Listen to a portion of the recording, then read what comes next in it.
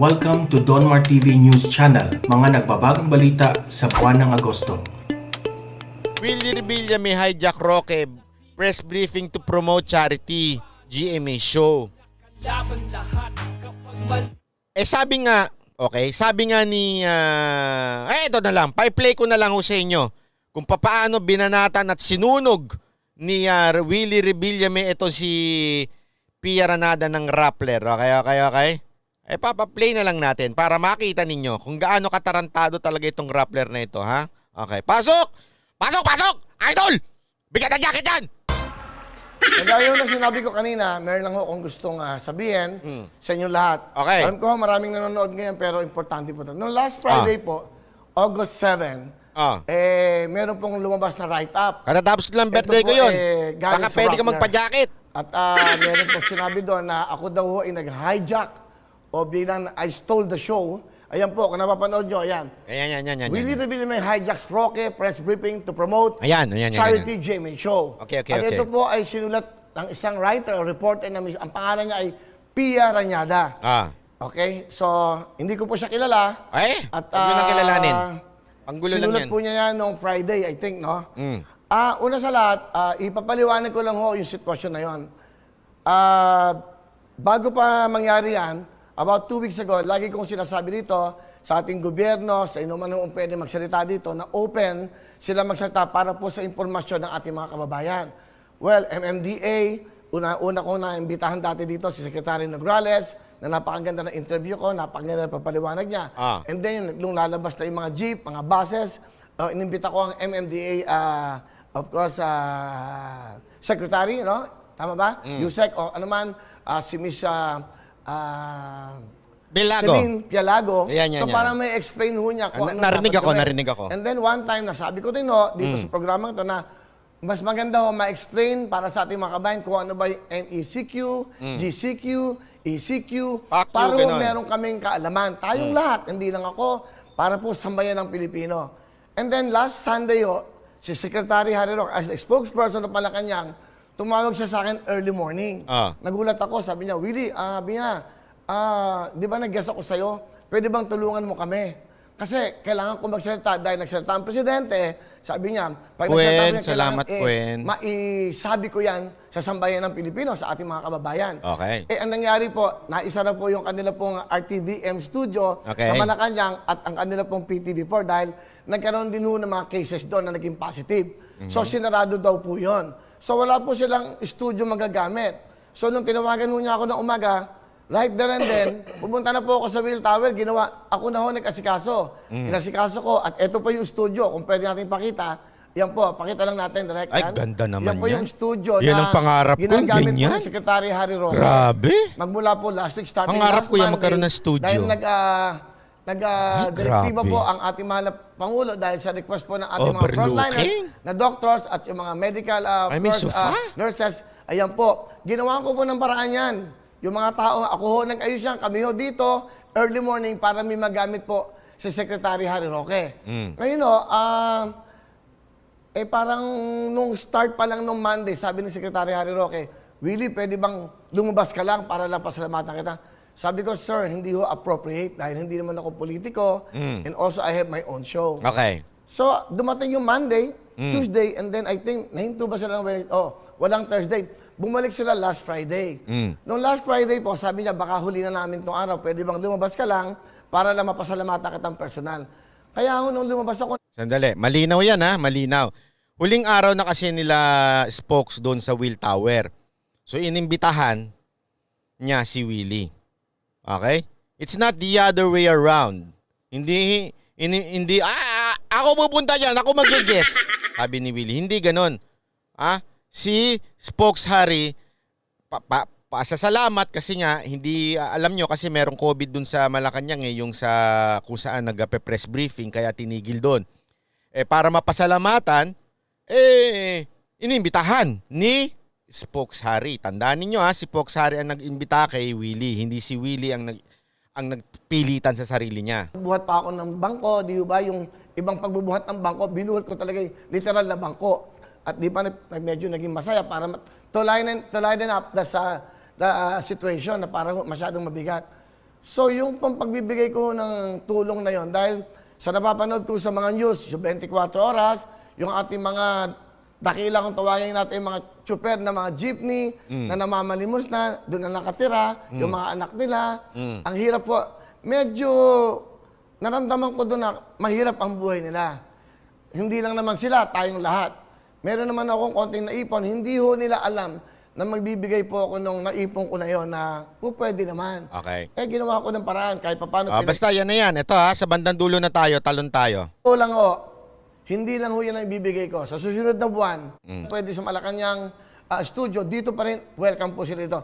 Para malaman po ng ating mga kababayan kung ano ang announcement at ano po ang sasabihin ng Presidente. Because he is the spokesperson of the President. Ngayon next month kung kailangan ko pang tumulong, gagawin ko. Dito ko na po sasabihin yan. Konti lang daw yung naipon niya, 5 million. Kailan kaya ako makakaipon ng ganun? Pasok. Another 5 million. Another 5 million na naman? Naghihirap. Yun lang ho. Sana ho, Miss Pia. Ayan Ranada. Kanyada. Oh.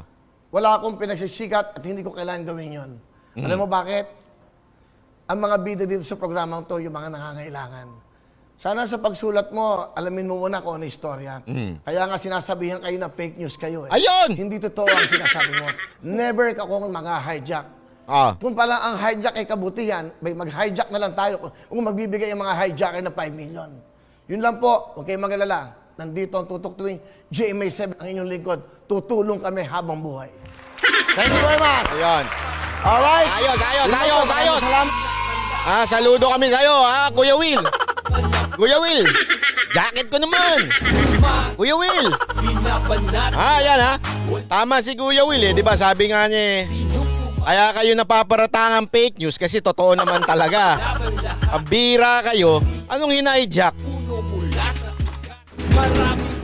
Pangit to kasi nung term na hinijack, parang sapilitan na parang nagulat parang ang dating hinijack yung press con. Tapos na ang sabi pa nga ni Spokes Harry, tapos na yung press con na yon.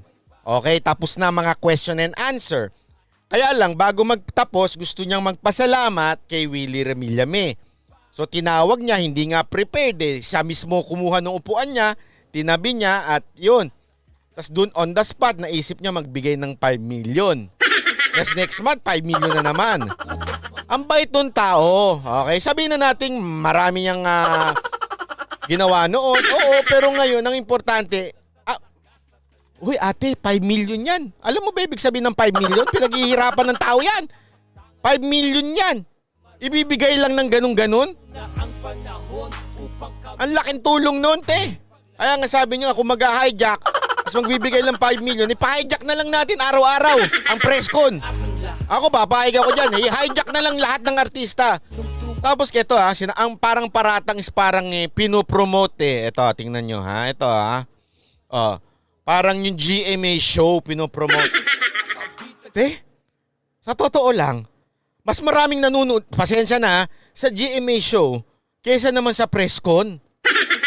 Ibig sabihin, bakit? Kasi sa press con, alam naman natin, social media yan, at saka PTV4 yan. Coverage pa lang din, mas madami na ang sa GMA7. Mas malaki na. Okay? Ibig sabihin, mas kakailanganin ng press con ang GMA7 kaysa sa GMA7 sa press con. Ang lakas-lakas na ng game show ni Willie Remillame, pambira ka ate, sasabihin mo na hinijack pa niya. Sana nga kung ganun lang. Sabihin na natin totoo. Okay? Magpo-promote ng private company isang tao. Sa halagang 5 milyon?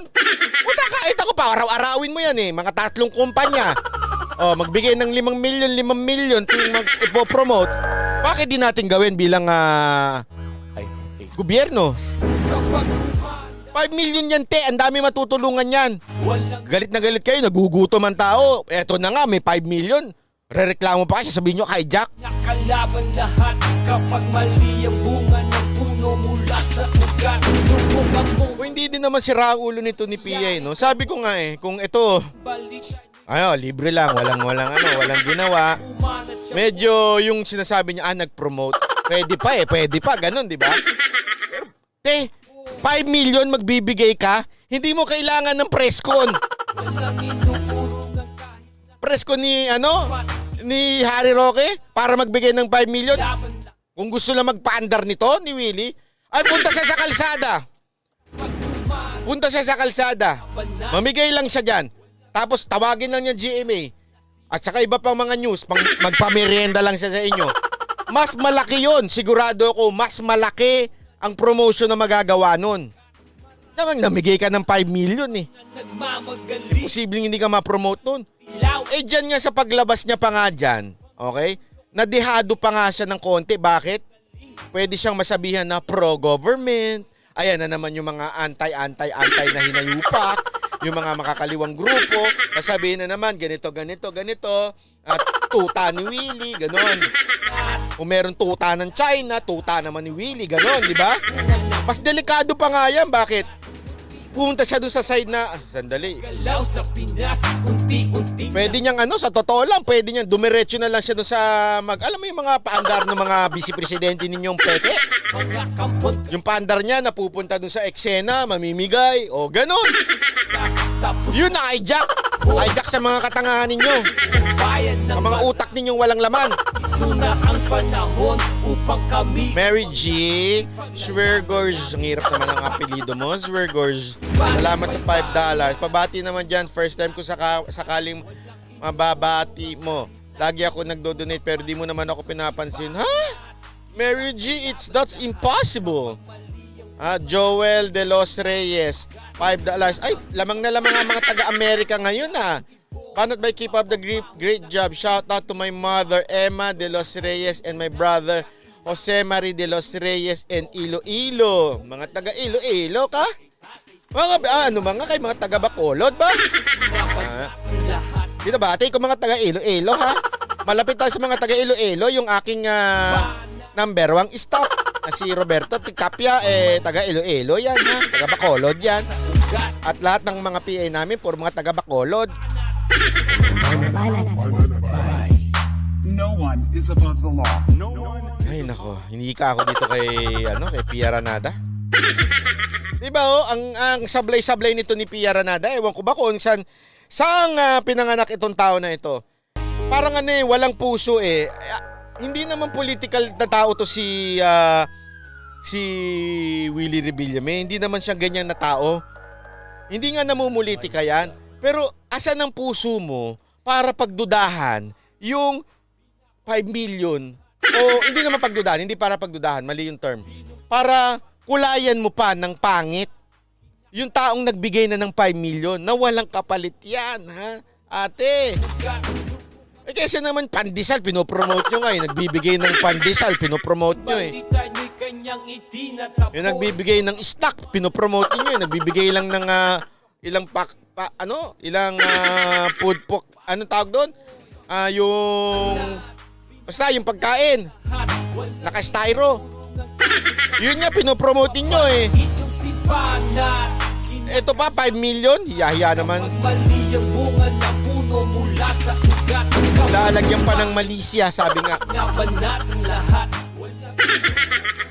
Ang Rappler, kakaiba talaga sila. Sa lahat ng media, sila lang yung nakaisip ng ganyan. Ng ganyang klaseng news, no? Anong meron dito sa Rappler? Anong trip ninyo? Tapos, pagka na-demanda kayo dahil sa fake news ninyo, sasabihin nyo, pinipersecute kayo ng gobyerno. Ay, parang tanga lang. Diba, yung negosyanteng pinake news ninyo, dinemanda kayo, tapos si Pangulong Duterte may kasalanan?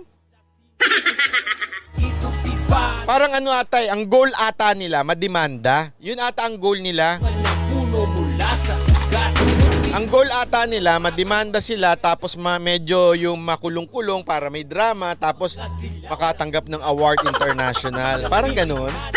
Mga palabas, mga kampon kayo ni Judas at saka Satanas. Kampong talaga kayo ng Judas at ni Satanas. Feeling ko nga may pagkaganon Sorry pero kasi anong klase kang pag-iisip? For disclaimer lang, hindi ko naman na totaling gustong-gusto to si Willie Rebillame. Okay, marami ako naririnig na hindi maganda. Okay? Pero isi-set aside ko 'yun dun sa ginawa niya ngayon. Sa mga patibong at mapabaho na estilo niyong Kasi dumadagundong 5 million? Halimbawa nga, 'di ba, yung si Basay namimigay ng bigas noon. may banat. Laging tinatanong ako, ano bang opinion mo diyan sa namimigay ng bigas na yan? Kasi may kaso daw yung kay ganito. Sa akin, sabi ko noon, kung totoo namang may binibigay siya, edi mamigay siya. Hindi ko naman, kasi hindi ko kaya ibigay yung kaya niyang ibigay. Bakit ko babatikusin yung pagbigay niya? No one Okay. is above the law. Pero sabi ko nga, 'di ba, may binatikos ko nung naging nahuli na siya. Sinabi ko sa kanya, wag niyang gamitin yung salitang persecution. Kasi mali, makukulayan yung kanyang pagbibigay. Pero nung una, hindi ko binabatikos yan. Bakit? Nagbibigay naman yung tao eh.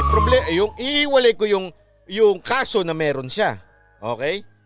Wala akong alam doon, so hindi ako magkokomento doon. Wala rin akong alam doon sa iba niya pa mga kaso, so hindi rin ako magkokomento doon. Pero in terms of sa namimigay, salamat.